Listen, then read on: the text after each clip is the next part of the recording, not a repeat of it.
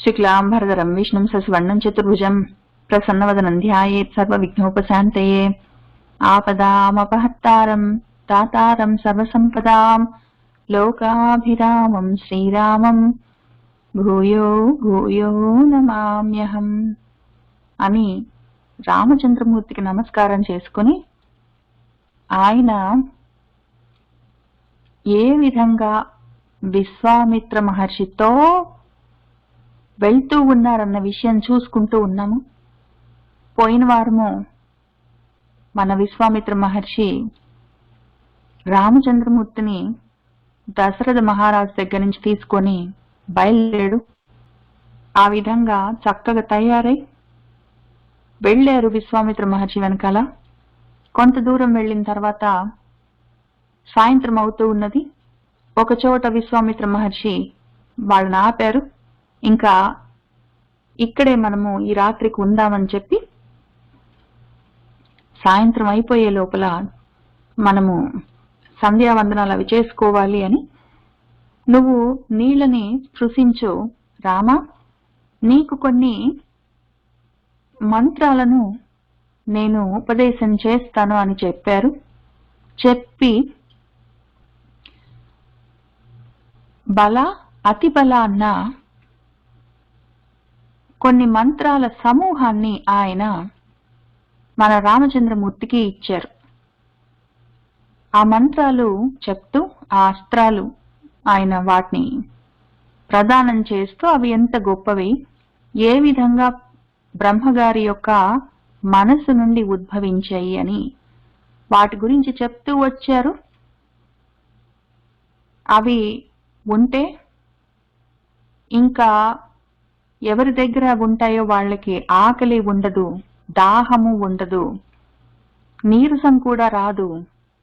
అధాటున శత్రువులు దాడి చేస్తే కూడా చాలా జాగరూకతతో ఉంటారు. శత్రువులు ఆ విధంగా వాళ్ళని అటాక్ చేయలేరు.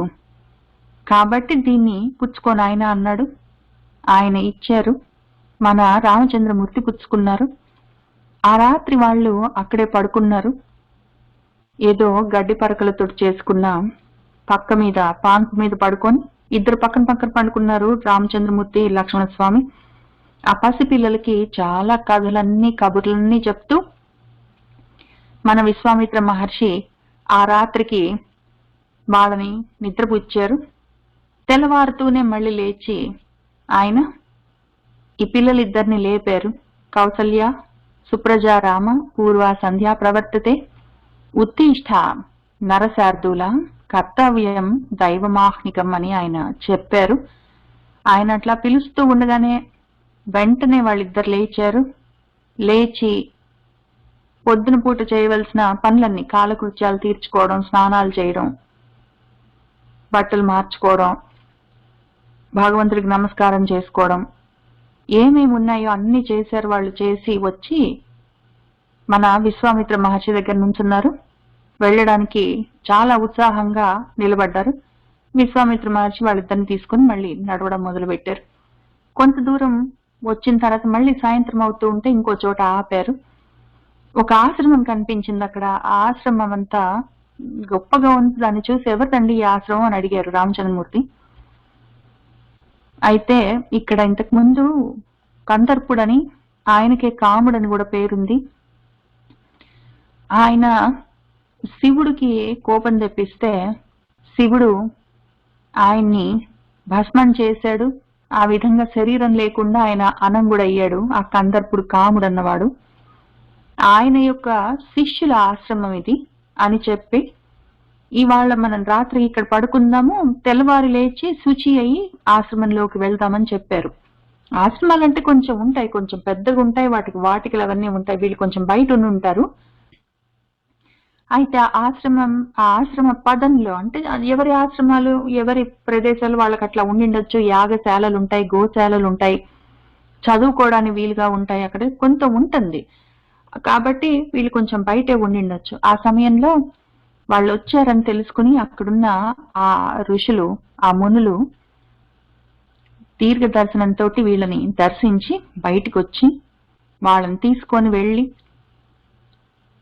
సత్కారాలు అవన్నీ చేసి అతిథి మర్యాదలన్నీ చేశారు. పళ్ళో ఫలాలో పాలో ఇచ్చుంటారు.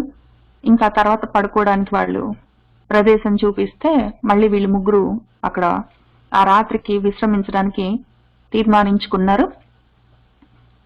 ఆ రాత్రి వాళ్ళిద్దరు అక్కడ పడుకొని ఉంటే మళ్ళీ మన పసిపిల్లలు రాముడు లక్ష్మణుడు మళ్ళీ ఆ రాత్రంతా మన విశ్వామిత్ర మహర్షి రకరకాల కబుర్లన్నీ చెప్తూ వాళ్ళని చాలా ఆనందపరిచాడు.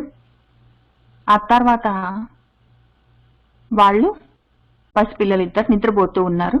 అక్కడ మనము పోయిన వారం 23వ అధ్యాయం దగ్గర ఆపాము. అభిరామములైన కథలన్నీ వినిపిస్తూ మన కౌశికుల వారు విశ్వామిత్ర మహర్షి వాళ్ళని రమయామాస చాలా రమింపజేశారు. వాళ్ళు చాలా సంతోషంగా ఆయన చెప్తున్న కథలన్నీ వింటూ బజ్జున్నారు. అక్కడ పోయిన వారం ఆపాము. అక్కడి నుంచి చదువుకుంటూ వెళ్దాం. అయితే ఈ లోపల ఈ 2 ఘట్టాల్లో ఉన్న ఒక విషయం ఉంది మనకు. ఆ బల అతిబల అన్న ఆ మంత్ర గ్రామాల గురించి కొంత చూసుకుందాము. ఒక ముఖ్యమైన ప్రశ్న, దాంతోపాటు కొన్ని ఆలోచనలు మనకు కలుగుతాయి రామాయణం చదివినప్పుడు. మరి ఆ మంత్ర గ్రామాలన్నీ ఉన్నాయి. అది ఒకవేళ ఎవరు చదివినా సరే వాళ్ళకి ఆకలి ఉండదు, దప్పిక ఉండదు, నీరసం రాదు, వాళ్లకు రూపం కూడా చెదరదు, అన్నీ ఉన్నాయని చెప్పిన తర్వాత మరి రామచంద్రమూర్తి రావణాసుని సంహరించే సమయంలో ఎందుకు ఆయన అలసిపోయారు? ఆయనకి నీరసం వచ్చిందని చెప్పి ఆయన నించుంటే ఆయన ఆ విధంగా నించున్నప్పుడు చూసి అగస్త్యుల వారు వచ్చి ఆయనకి ఆదిత్య హృదయం మొత్తం మంత్రాన్ని ఉపదేశం చేశారని చెప్తారే, మరి అప్పుడు ఇవి ఆయన వాడుకోలేదా రామచంద్రమూర్తి అని మనకు అనుమానం వస్తుంది. దాని గురించి కొంత చూస్తే మనకు తెలిసిన విషయం ఏంటంటే, ఈ బల అతిబల అన్న మంత్రాలు మనకు వేదాల్లో కూడా ఉన్నాయి అని చెప్తారు. ముఖ్యంగా సావిత్రి ఉపనిషత్ అని ఒక ఉపనిషత్తులో ఈ మంత్రాల పేర్లు కూడా ఉన్నాయి. కొద్ది మంత్రాలు అక్కడ ఉన్నాయి. ఈ రెండే కాకుండా సావిత్రి మంత్రాలు, సవిత్ గురించి, సూర్యుడిని గురించిన చాలా మంత్రాలు ఉన్నాయి. వాటిలోనే మనకు గాయత్రి మంత్రాలు కూడా ఉన్నాయి. ఇవన్నీ వేదాల్లో ఉపనిషత్తుల్లో కూడా ఉన్నాయి. వాటిని ముఖ్యంగా వేదాల్లో ఉపనిషత్తుల్లో ఉంటే అయిపోలేదు విషయము. ఆ వేదాలు ఉపనిషత్తులు చదువుకొని భావన చేసిన తర్వాత వాటిని దర్శించవలసి వస్తుంది. ఋషులు ఆ విధంగా మంత్రాలని దర్శిస్తారు కాబట్టే వాళ్ళని మంత్ర ద్రష్టలని పిలుస్తాము. ముఖ్యంగా ఆదిత్యుడి గురించిన మంత్రాలని మన మహర్షి విశ్వామిత్రుడు గొప్పగా దర్శనం చేశారు. ఇటువంటి బల అతిబల అన్న వాటికి, గాయత్రి మొదలైన మంత్రాలకి ఆయన మంత్ర ద్రష్ట కాబట్టి అవన్నీ ఆయనకు తెలిసిన మంత్రాలన్నిటినీ ఆయన తయారు కూడా చేశారు. ఆ మంత్రాలన్నిటినీ రామచంద్రమూర్తికి గ్రామం అంటే సమూహం, అవన్నీ రామచంద్రమూర్తికి ఉపదేశం చేశారు. రామచంద్రమూర్తిని ముఖ్యంగా మన రామాయణంలో ఆయన గురించి తెలుసుకునేటప్పుడు మనకు తెలిసే విషయం ఏంటంటే, రామచంద్రమూర్తి ఏదైనా ఒక్కసారి చెప్తే ఆయన వెంటనే పట్టుకుంటారు. ఏకసంధాగ్రాహి ఆయన, మళ్ళీ మర్చిపోవడం అనేది ఉండదు. ఆ విధంగా చాలా మంత్రాలు ఒకటేసారి సమూహం అంతా మన విశ్వామిత్రులు చెప్తుంటే ఆయన విన్నారు, నేర్చుకున్నారు. దాన్ని ఆయన ప్రతిరోజు మరి వాళ్ళ గురువు గారు ఏ విధంగా ఉపదేశం చేశారో, ఏమి నియమాలు చెప్పారో మనకు తెలీదు. ఆయన పుచ్చుకొని ఆయన అన్నారు, ఈయన పుచ్చుకున్నారు అని అంతవరకే ఉంది మనకు. వాల్మీకి మహర్షి అంతే రాశారు. కాబట్టి ఎటువంటి ఉపాసన చేయాలో, మంత్రాలతోటి ఏం చేయాలో అవన్నీ మనకు రామాయణంలో ఇక్కడ లేవు. కానీ మనకు మామూలుగా మంత్రోపదేశం చేసే గురువులు ఏ విధంగా చేస్తారో తెలుసు కాబట్టి వాటి నియమాలు అవన్నీ చెప్పి ఏ విధంగా శుచిగా ఉండాలి, ఎన్నిసార్లు వాటిని జపం చేయాలి అవన్నీ చెప్తారు. ఆ విధంగా మన విశ్వామిత్ర మహర్షి ఏం చెప్పారో అవి రామచంద్రమూర్తి చేసి ఉంటారు. అయితే వాటిని మళ్ళీ ఇంకెక్కడ వాడలేదా, ఇంకెక్కడ వాడారు అని మనం వెతికితే దొరకదు రామాయణంలో. ఎందుకు అంటే ఒక గాయత్రి మంత్రాన్ని ఏదో ఉపనయనం సమయంలో తండ్రి గారు ఉపదేశం చేసిన తర్వాత ప్రతిరోజు ఆయన ఏంటి చేశాడు దాంతో అని ఏమి ఉండదు. ఆయన సంధ్యావందనం చేసుకునే సమయంలో గాయత్రి మంత్రాన్ని ఆయన జపాలు చేసుకుంటాడు. దాంతో ఆయనకి శక్తి వస్తూ ఉంటుంది. ఎవరైనా సరే అంతే కదా. ఆ విధంగా రామచంద్రమూర్తి కూడా చేసుకుని ఉంటారు. ఇప్పుడు ఏం జరిగిందంటే రావణాసురుణ్ణి సంహరించే సమయంలో, రావణ సంహార సమయంలో ఆయన ఈ మంత్రాలన్నిటినీ మన విశ్వామిత్ర మహర్షి చెప్పినట్టు ఉపాసన చేసుకుంటూనే ఉండిండొచ్చు. ఆ సమయానికి ఆయన చాలా అలసిపోయారు. అది ఎటువంటి సమయం అప్పుడు? అప్పటికే 13 సంవత్సరాలు అడవుల్లో ఉన్నారు ఆయన. అడవుల్లో ఉండడం దానంతటా అదే చెడు విషయం ఏం కాదు. ఆయన సంతోషంగానే ఉన్నారు. తిండికి తిప్పలకి ఏమి లేక ఆయన బాధపడడం అట్లాంటివి ఏమి లేవు. అయినా కూడా ఆయన అరణ్యంలో ఉన్నారు. ఆ తర్వాత 1 సంవత్సరం సీతమ్మ తల్లి లేక ఆయన అల్లల్లాడిపోయారు. చాలా బాధపడ్డారు. ఇంకా ఆ సమయంలో ఆయన కావాలని కూడా తిండి సరిగా తినలేదు.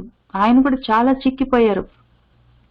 సీతమ్మ ఎంత చిక్కిపోయిందో, ఎంత అలసిపోయిందో, ఎంత తప్పించిపోయిందో రామచంద్రమూర్తి కోసం.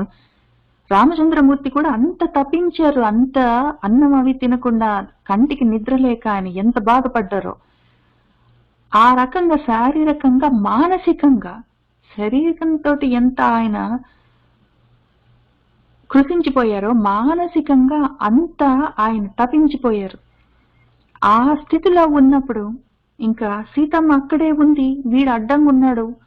ఏదో ఒకటి చేసి ఆ యుద్ధంలో వాడి సంగతి చూస్తే గాని సీతమ్మ తల్లి ముఖం చూడడానికి లేదు. అప్పటికి ఎన్నాళ్ళైపోయిందో తల్లి మొహం చూసి. ఆయన రకంగా మానసికంగా కుంగిపోయి ఉన్నారు. శరీరం ఎట్లా అలసిపోయింది. ఆ సమయంలో ఆయన ఇన్నాళ్ళ నుంచి చేసుకుంటున్న మంత్ర జపాలన్నీ అవి ఇచ్చే శక్తి అవి ఇస్తూనే ఉన్నాయి.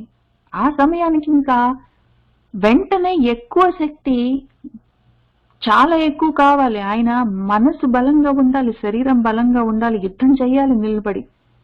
ఆ సమయంలో కుంగిపోకూడదని చెప్పి తాపత్రయంతో ఆయన కొంతసేపు అట్లా నిలబడి ఉంటే కొంచెం రెస్ట్ తీసుకుంటే మళ్ళీ పుంజుకునేవారేమో. అంత సమయం కూడా ఎందుకు వృధా చేయడం అని చెప్పి వెంటనే అగస్త్యుల వారు వచ్చి ఆయన అప్పటికప్పుడు ఆ మంత్రాల్ని దర్శించి ఆ మంత్రాల్ని, ఆదిత్య హృదయాన్ని రామచంద్రమూర్తికి ఉపదేశం చేశారు వెంటనే. కాబట్టి అగస్త్యుల వారు ఆదిత్య హృదయ మంత్రాల ద్రష్ట. ఇప్పుడు ఈ బల అతిబల తక్కువ బలం ఉన్నవా? మన విశ్వామిత్ర మహర్షి ఇచ్చింది తక్కువ విషయాల, అగస్త్యుడు ఇచ్చింది ఎక్కువ అని కాదు. ఎక్కువ తక్కువ ఏం లేదు. మన విశ్వామిత్ర మహర్షి కూడా బలాతి బలాలతో పాటు గాయత్రి మంత్రాలను కూడా దర్శించిన మంత్రద్రష్ట ఆయన. గాయత్రి మంత్రం, ఆ మహామంత్రాన్ని అందరికీ ఆయనే ఇచ్చింది. కాబట్టి ఎక్కువ లేదు, తక్కువ లేదు. ఆయన చేసుకుంటూ ఉన్న రామచంద్రమూర్తి ఇంకా ఎక్కువ కావాలి, ఇవ్వగలిగిన అవకాశం ఉంది. ఎందుకంటే ఋషులు ఆ పని చేయాలి. ఆయన రామచంద్రమూర్తి అన్న నెపంతో మనకు కూడా ఆ మంత్రాలన్నీ దక్కాలి. కాబట్టి అగస్త్యుల వారు చేసేది ఆయన చేశారు, విశ్వామిత్రుల వాళ్ళు చేసేది ఆయన చేశారు, రామచంద్రమూర్తి చేయగలిగింది ఆయన చేశారు, ఇంకా ఎక్కువే చేశారు. కానీ ముఖ్యంగా బల అతి బల అన్నది ఇంక ఇక్కడ ఈ సర్గలో మనం ఇంతకు ముందు చూసిన 22వ సర్గలోనే కనిపిస్తాయి. మళ్ళీ ఎక్కడ కనిపించవు అంటే ఇంకా వాళ్ళేదా, ఆయన మర్చిపోయారా, ఆయనకు గుర్తు రాలేదా అవన్నీ అనుకోవడానికి వీల్లేదు. ఆ పరిస్థితి అటువంటిది. ఎటువంటి పరిస్థితిలో ఎవరెవరు ఏమేం చేయాలో అవి చేస్తూ ఉంటారు కాబట్టి అని ఆ విషయం గురించి చెప్పుకొని, ఆ విధంగా మన విశ్వామిత్ర మహర్షి ముద్దుగా బుజ్జి కథలన్నీ మన రామచంద్రమూర్తికి, లక్ష్మణ స్వామికి చెప్తుంటే వాళ్ళు వింటూ పద్దున్నారు. అక్కడి నుంచి మనము వాళ్ళు ఆ విధంగా వింటూ పడుకొని నిద్రపోయినట్టున్నారు. మరి విశ్వామిత్ర మహర్షి పడుకున్నారో, వీళ్ళనే చూస్తూ ఉన్నారు, రామచంద్రమూర్తి ముఖమే చూస్తూ ఉన్నారు రాత్రంతా. ఆ విధంగా ఏంటి జరిగిందో ఆ విషయం మన వాల్మీకి మహర్షి మనకు చెప్పలేదు. నేనైతే నిద్రపోయేదాన్ని కాదు.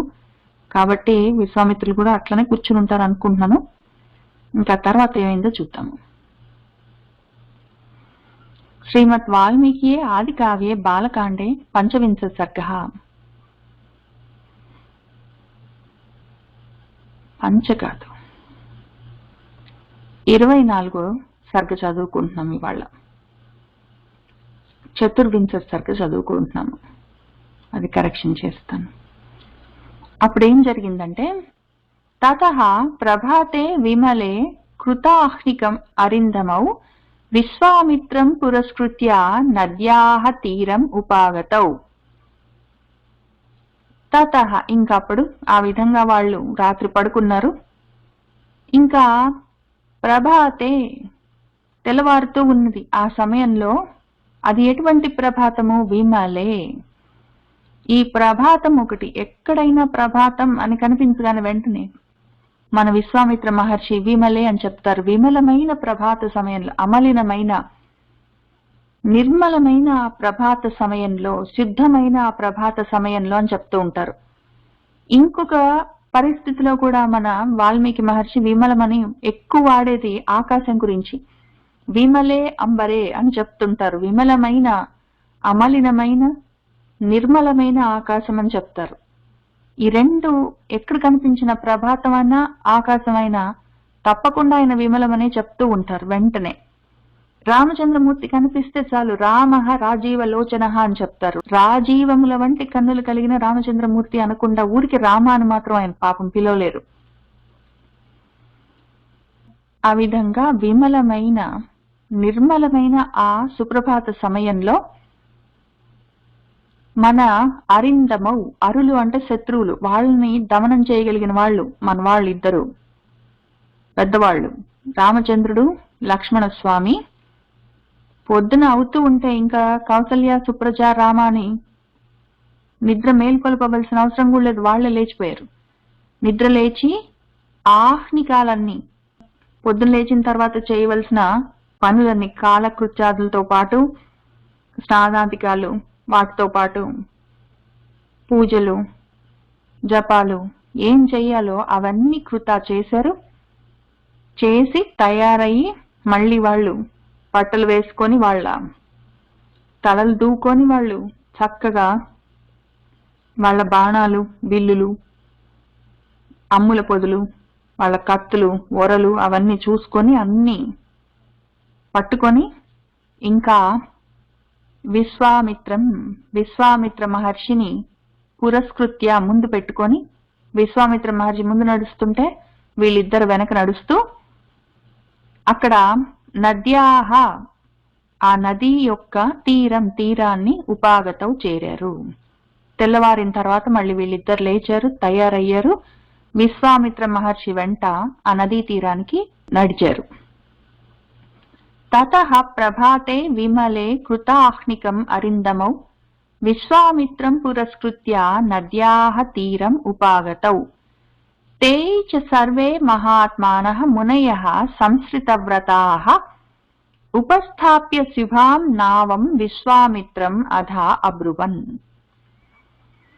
అప్పుడేం జరిగిందంటే, వాళ్లతో పాటు మన మునులు ఉన్నారు కదా, ఆశ్రమవాసులు, మన మన్మధుడి యొక్క శిష్యులు, ఎన్నాళ్ల నుంచో అక్కడ ఆశ్రమంలో ఉన్నారు. వాళ్ళు తపస్సులు చేసుకుంటున్నారు. ఆ విధంగా సంస్కృత వ్రతాహ, గొప్ప వ్రత అనుష్ఠానాల్లో ఉన్నారు వాళ్ళు. తే సర్వే, వాళ్ళందరూ, ఆ మహాత్మానః, మహాత్ములైన, మునయః, మునులందరూ ఏం చేశారంటే, ఒక శుభం, మంగళకరమైన చక్కటి నావను ఆ నదిలో ఉపస్థాప్య ఉంచారు. మన విశ్వామిత్రుడు, మన పిల్లలిద్దరూ వెళ్ళడానికి వీలుగా ఉంచి, అధా ఇంకప్పుడు విశ్వామిత్రుడితో అబ్రువన్ అంటూ ఉన్నారు. వాళ్ళు ఏం చేశారంటే, వీళ్ళతో పాటు మన విశ్వామిత్రుడు, రామచంద్రుడు, లక్ష్మణుడు నదికి వెళ్తూ ఉంటే వీళ్ళు కూడా వాళ్ళతోటి వెళ్ళాడు. అప్పటికే వాళ్ళు అక్కడ ఒక నావని ఉంచారు. ఉంచి విశ్వామిత్రుడితో ఈ విధంగా చెప్తున్నారు. తే చ సర్వే మహాత్మానః మునయః సంస్కృతవ్రతాః ఉపస్థాప్య శుభాం నావం విశ్వామిత్రం అధా అబ్రువన్.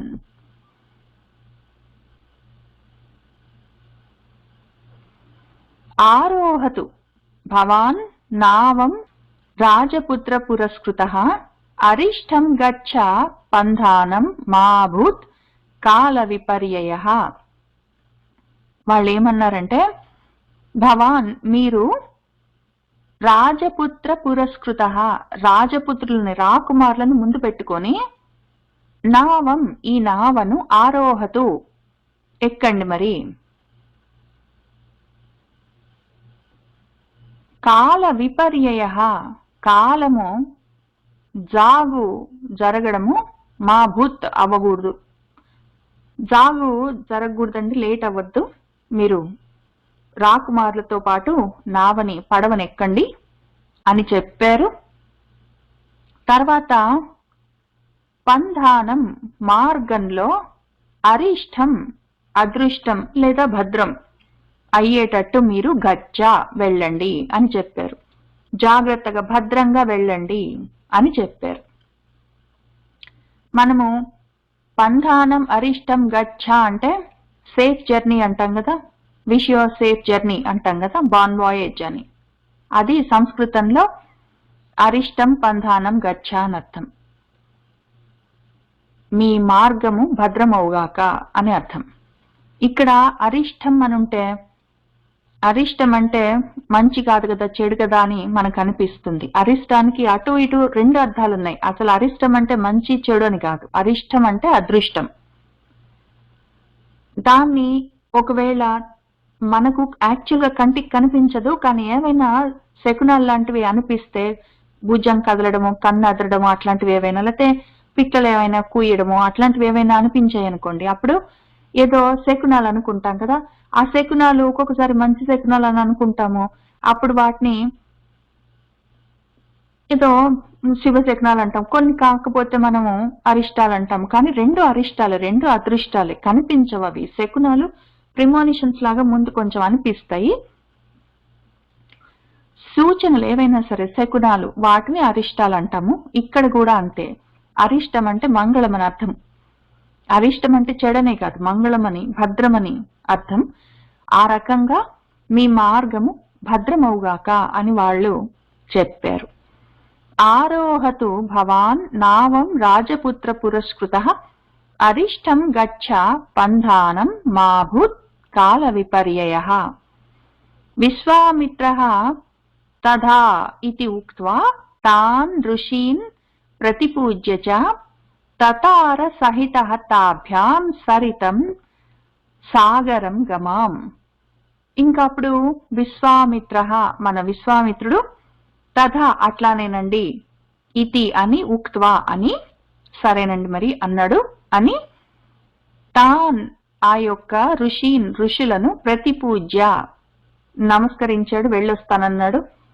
వాళ్ళకి ఎంత గౌరవంగా వెళ్ళొస్తానని చెప్పాలో ఆ విధంగా చెప్పి నమస్కారం చేసి, ఆ తర్వాత తాభ్యాం వాళ్ళిద్దరితో, మన రాముడు లక్ష్మణుడు వాళ్ళిద్దరితో కలిసి సాగరం గమాం, సాగరం చేరడానికి వెళ్ళిపోతూ ఉన్న ఈ సరితం, ఈ నదిలోకి వీళ్ళిద్దరి సహిత తో కూడి ఆయన తతార దిగాడు, ఆ నదిలోకి దిగాడు. ఆ నది సాగరాన్ని కలవడానికి వెళ్ళిపోతూ ఉన్నది. అటువంటి నదిలోకి వీళ్ళిద్దరితో ఆయన దిగాడు, ఆ పడవ ఎక్కుతూ ఉన్నాడు. విశ్వామిత్రః తథా ఇతి ఉక్త్వా తాన్ ఋషీన్ ప్రతిపూజ్య చ తతార సహితః తాభ్యాం సరితం సాగరం గమాం.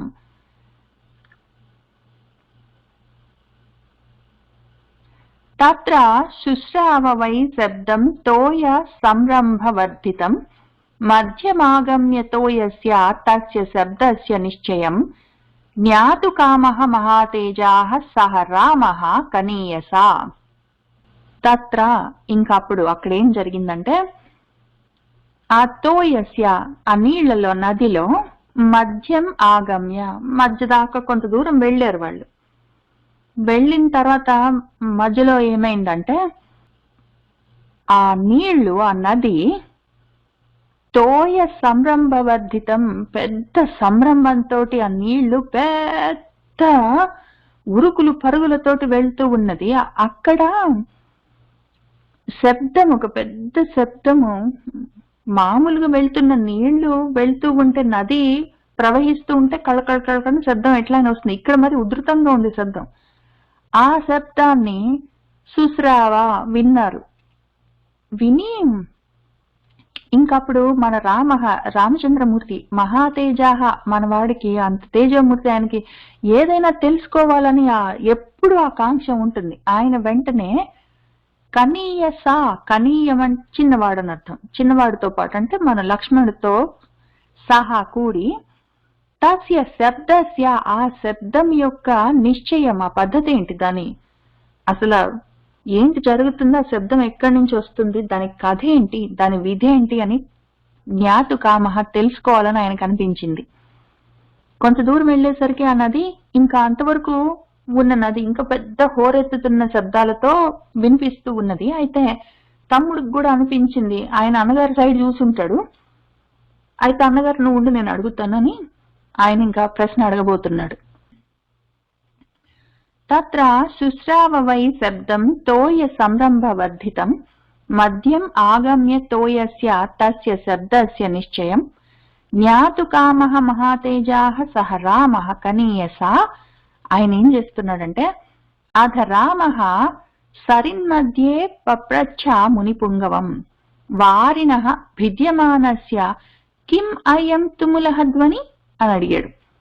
ఆ బుజ్జి గొంతుతోటి, ఇంకా 13 ఏళ్ళంటే గొంతు కూడా ఇంకా మారి ఉండదు. మగపిల్లలకి ఇంకా అప్పుడే ప్యూబర్టీలోకి వస్తుంటారు, ఇంకా గొంతు కూడా మారదు.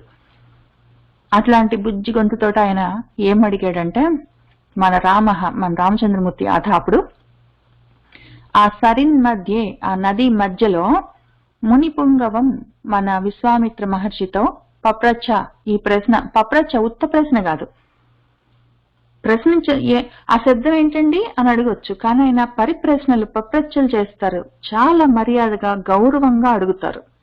ఆ రకంగా నెమ్మదిగా మర్యాదగా ఏమడిగాడంటే,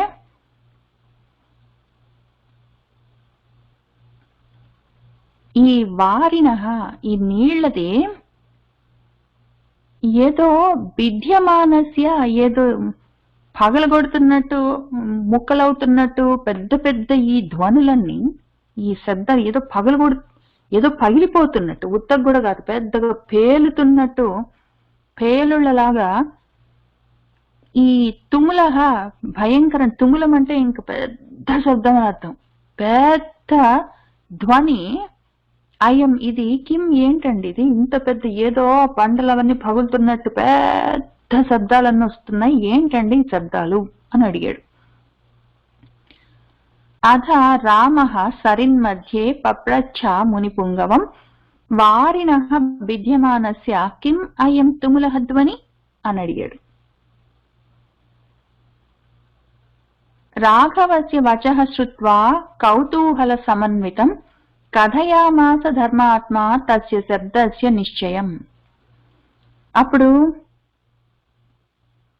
రాఘవస్య, ఆ రాముడి యొక్క వచః మాటలు అవెట్లా ఉన్నాయి, కౌతూహల సమన్వితం, కుతూహలంతో ఉన్నాయి, తెలుసుకోవాలని ఆయన ఉత్సాహం.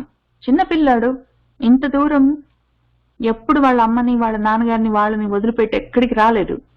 ఒకవేళ ఎక్కడికైనా వెళ్ళినా కూడా స్లీప్ ఓవర్స్ అట్లాంటివి ఉన్నాయో లేదో, ఈయనకి మరి ఫ్రెండ్స్ ఉన్నారో లేదో, కావాలంటే అక్కడి నుంచి వెళ్ళి లక్ష్మణుడి దగ్గర నుంచి వెళ్ళి భరతుడి దగ్గర పనుకోవాల్సింది, లేకపోతే వాళ్ళ అమ్మల దగ్గర వాళ్ళ నాన్న దగ్గర. ఇంత దూరము అమ్మగారికి నాన్నగారికి వాళ్ళందరికీ దూరంగా వేరే వాళ్ళు తెలియని వాళ్ళతోటి రావడం, ఈ రకంగా టూర్స్ ట్రిప్స్ అన్ని వేయడం, నదుల పైనుంచి పడవల్లో వెళ్ళిపోవడం, ఇవన్నీ ఇంతకుముందు చేసి ఉండకపోయి ఉండొచ్చు. అందుకని ఉత్సాహం, కళ్ళు పెద్ద పెద్దవి చేసుకొని చుట్టంతా తిరిగి చూస్తున్నారేమో. ఈ శబ్దాలు ఏంటండి అని అడిగితే, రాముడి యొక్క కుతూహలం నిండిన ఆ మాటలను శృత్వా విని, ధర్మాత్మ మన విశ్వామిత్ర మహర్షి, ఆ ధర్మాత్ముడు, తస్య శబ్దస్య, ఆ శబ్దం యొక్క నిశ్చయం విధానాన్ని కథయామాస ఇంకా చెప్తున్నారు. రాఘవస్య వచః శ్రుత్వా కౌతూహల సమన్వితం కథయామాస ధర్మాత్మ తస్య శబ్దస్య నిశ్చయం.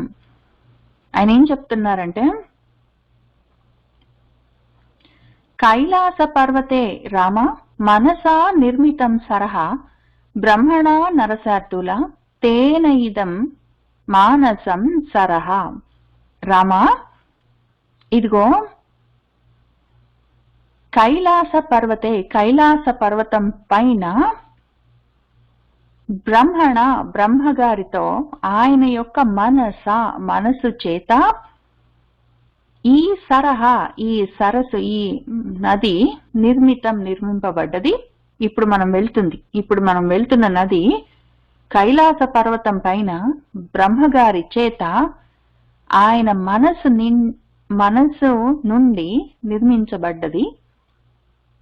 తేన అందుకనే దానివల్లే ఇదం దీన్ని పేరు మానసం సరహ మానస సరస్సు అని పిలుస్తారు. ఎందుకంటే బ్రహ్మగారి మనసు నుంచి వచ్చింది కాబట్టి దీన్ని మానస సరస్సు అని పిలుస్తారయ్యా. ఓ నరసార్థులా, నరులలో పెద్ద పులి వంటివాడా అని పిలిచారు. ఒకే శ్లోకంలో 2 సార్లు, ఒకసారి రామాని ఒకసారి నరసార్థులా అని. రామచంద్రమూర్తిని పిలవాలంటే ఒకవైపు విశ్వామిత్ర మహర్షికి ఒకవైపు వాల్మీకి మహర్షికి ఇద్దరికి ఇంకా పట్టపగ్గాలు ఉండవు. మొత్తం ఆయన సహస్రనామాలన్నీ వాడి పిలుస్తూ ఉంటారు. కైలాస పర్వతం పైన, కైలాస పర్వతంలో బ్రహ్మగారి మనస్సు నుండి నిర్మించబడ్డది ఈ నది. దీని పేరు ఆ విధంగా నిర్మించబడ్డ సరస్సు పేరు మానస సరోవరమయ్య. అందుకనే దాన్ని ఆ పేరు పెట్టి పిలుస్తారు అని చెప్పారు ముందు. కైలాస పర్వతే రామ మనసా నిర్మితం సరహ బ్రహ్మణ నరసార్థుల తేన ఇదం మానసం సరహ. తస్మాత్ శుశ్రావ సరసః సా అయోధ్యాం ఉపగూహతే సరహ ప్రవృత్తా సరయోః పుణ్యా బ్రహ్మ సరహచ్యుత. తస్మాత్ కాబట్టి అది అక్కడి నుంచి ఆ కైలాస పర్వతం పైన బ్రహ్మగారి మనసు నుండి తయారైన ఆ సరస్సు ఉంది కదా మానస సరోవరము, అక్కడి నుంచి తస్మాత్ ఈ సరసహ ఈ నది ఇప్పుడు మనం వెళ్తున్నది సుశ్రావ అక్కడి నుంచి బయలుదేరి వచ్చిందయ్యా. ఆ మానస సరోవరం నుంచి వచ్చిన ఈ నది అదేం చేస్తుంది? ఈ నది అయోధ్య నగరాన్ని ఉపగూహతే కౌగిలించుకున్నట్టు దాని చుట్టూ తిరిగి అది వెళ్తూ ఉంటుంది, దాని చుట్టూ ఉంటుంది. ఇది ఆ సరహ అది ఉంది కదా మానస సరస్సు, అక్కడి నుంచి ప్రవృత్త బయలుదేరి వచ్చింది. ఇది ఇక్కడ పారుతూ ఉన్నది, ఆ సరస్సు నుంచి వచ్చింది కాబట్టి దీని పేరు సరయు. ఈ నది బ్రహ్మ సరస్సు, ఆ బ్రహ్మ సరస్సు ఉంది కదా బ్రహ్మగారి మనస్సు నుంచి జాలువారిన సరస్సు మానస సరస్సు, ఆ సరస్సు నుంచి వచ్చిన నది ఇది. కాబట్టి బ్రహ్మ సరస్సు నుంచి అది అచ్యుతమై జారుతూ వస్తుంది. చాలా గొప్ప పుణ్యకరమైనది ఇది అని ఆయన చెప్పారు. తస్మాత్ శుశ్రావ సరసః సా అయోధ్యాం ఉపగూహతే సర ప్రవృత్తా సరయోః పుణ్యా బ్రహ్మ సరహచ్యుత. తస్యా అయం అతులః శబ్దః జాహ్నవీం అభివర్తతే వారి సంక్షోభజో రామ ప్రణామం నియతః కురు. ఇప్పుడు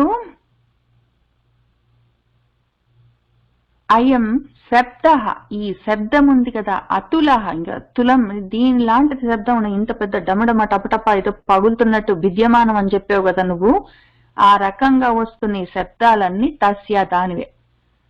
ఎందుకు అంత పెద్ద శబ్దాలు ఇక్కడ చేస్తుంది? అప్పటి నుంచి చేయొచ్చు కదా, అక్కడ ఆ మునుల యొక్క ఆశ్రమం నుంచి బయలుదేరి కొంతసేపు అయింది, ఇప్పుడు ఎందుకు ఇంత పెద్ద శబ్దం అవుతుంది అంటే అది ఇక్కడి నుంచి జాహ్నవీం అభివర్తతే, జాహ్నవి గంగా నదిలోకి వెళ్లి చేరుతుంది ఇప్పుడు అది.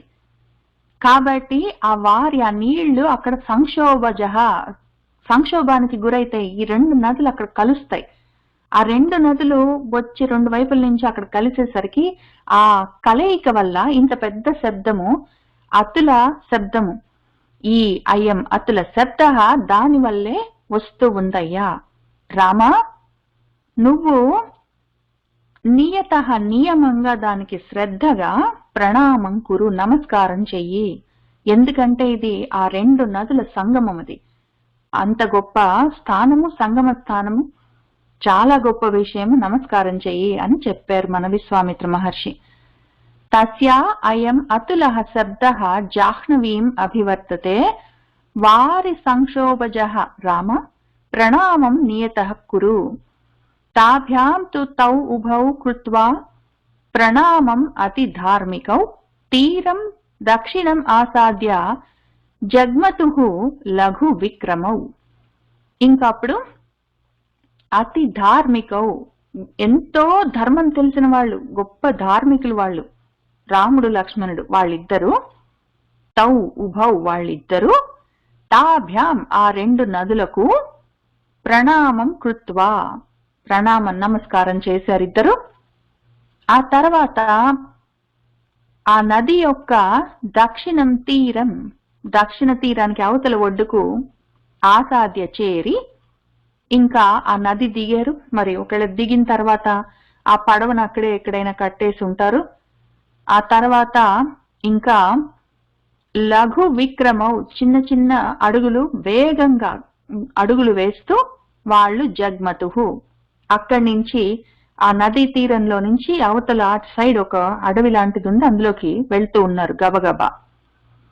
తాభ్యాం తు తౌ ఉభౌ కృత్వా ప్రణామం అతి ధార్మికౌ, తీరం దక్షిణం ఆసాద్య జగ్మతుః లఘు విక్రమౌ. సహ వనం ఘోర సంకాశం దృష్ట్వా నరవరాత్మజః అవిప్రహతం ఐక్ష్వాకః పప్రచ్ఛ మునిపుంగవం. ఇంకా ఆ నరవరాత్మజః సహ, ఆయన నరవరుడు, రాజశ్రేష్ఠుడు దశరథుడు, ఆయన యొక్క ఆత్మజుడు, కన్నబిడ్డ మన రామచంద్రమూర్తి. ఆయన ఆ ఘోర సంకాశం, ఘోరంగా ఉన్న ఆ వనాన్ని దృష్ట్వా చూశారు. అది చాలా దట్టమైన అడవి. ఈ నదులు దాటి వాళ్ళ నదీ సంగమం, ఆ తర్వాత ఇంకా కొంచెం దూరం వెళ్ళారు, అక్కడ ఆపారు. ఆ నదికి ఆవల తీరంలో అక్కడి నుంచి వెళ్తూ ఉంటే వాళ్ళు ఇంకా అడవిలోకి ప్రవేశిస్తున్నారు. అది చాలా దట్టమైన ఘోరమైన అడవి. అది అవిప్రహతం, హతం అంటే చెట్లు అవి ఇప్పుడు మనుషులు నడుస్తూ ఉంటే అక్కడ మొక్కలని దెబ్బతింటాయి, లతలన్నీ లాగుతాము, కింద కాలిబాట తయారవుతుంది, కొంచెం పల్సబడి ఉంటుంది ఆ ఏరియా, మనం ఎక్కడ నడుస్తూ ఉంటాం. అట్లాంటిది లేకుండా అవిప్రహతం, దానికి ఏం దెబ్బ అన్నది లేకుండా ఉందంటే అంత దట్టంగా ఉంది. అసలు కాలి బాటలు కూడా లేవు, ఎవరు మనుషులు ఎక్కడ నడుస్తున్నట్టు లేదు, అటువంటి అడవది. దాన్ని మన ఐక్ష్వాకః, ఇక్ష్వాకు వంశస్థుడు నరవరాత్మజుడు సహ రాముడు, మన రామచంద్రమూర్తి దృష్ట్వా చూసి ఆ ముని పుంగవం విశ్వామిత్ర మహర్షితో ఈ విధంగా పప్రచ్ఛ ప్రశ్నిస్తున్నారు. ఆ అడవిలోకి తీసుకొని వెళ్ళిపోతున్నారు విశ్వామిత్రుడు వీళ్ళిద్దరిని. అప్పుడు రామచంద్రమూర్తి ఆయన్ని చూసి ప్రశ్న అడుగుతున్నాడు. సహ వనం ఘోర సంకాశం దృష్ట్వా నరవరాత్మజః అవిప్రహతం ఐక్ష్వాకః పప్రచ్ఛ మునిపుంగవం. అహో వనం ఇదం దుర్గం ఝిల్లికాగణ సంయుతం భైరవైః స్వాపదైః కీర్ణం శకునైః దారుణారవైః అని అన్నాడు. అహో, ఓహో, ఇదం వనం, ఈ అడవి, దుర్గం, చాలా గమనం చేయడానికి వెళ్ళడానికి దుహు కష్టంగా ఉందే, చాలా దట్టంగా ఉంది, దుర్గమమైన ప్రవేశించడానికి వీల్లేని అడవిలాగుందే ఇది. పైగా ఝిల్లికాగణ సంయుతం, ఝిల్లికలు అంటే క్రికెట్స్ అంటాం కదా ఇంగ్లీష్ లో, మిడతలు అంటాము, లేదా కీచురాళ్ళు అంటాము.